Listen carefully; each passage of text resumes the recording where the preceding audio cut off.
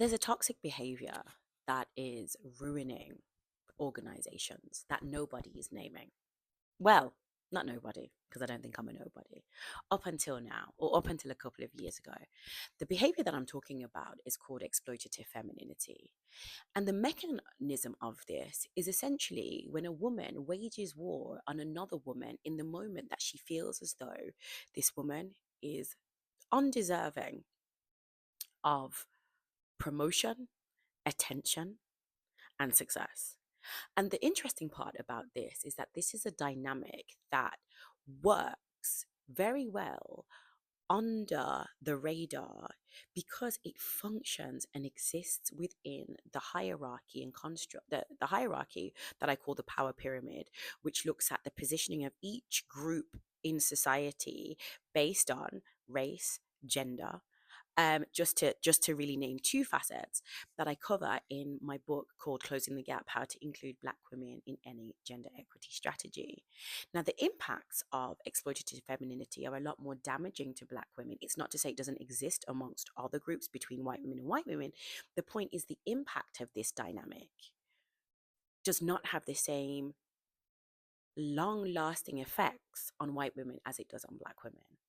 And the reason why, in many cases, it works so well is because of the binds that Black women face within the workplace and the positioning of white women within the societal hierarchy on the power pyramid being just below white men. It means that a lot of times the tensions, the aggressions, be them micro or macro, are often ignored and are reduced to being women's issues. Now, a lot of the time, it's very hard to articulate, not least when this person presented as being a friend at the beginning. So, exploitative femininity is definitely something to be out there and aware of. How can you find out more? I hear you ask. Well, aside from reading my book, there are some articles that I have on LinkedIn. There are articles on my website, and also videos on YouTube where you can have, a look at this because I've made several videos on this. But it's something that, A, as a Black woman in an organization, you really need to be aware of. B, as leaders within organizations, this is something that could be diminishing not only gender equity within your team, but could also be diminishing gender equity across your organization. And three, if you feel like you have been a purveyor of this behavior, it's to learn how you can change. What can I do better?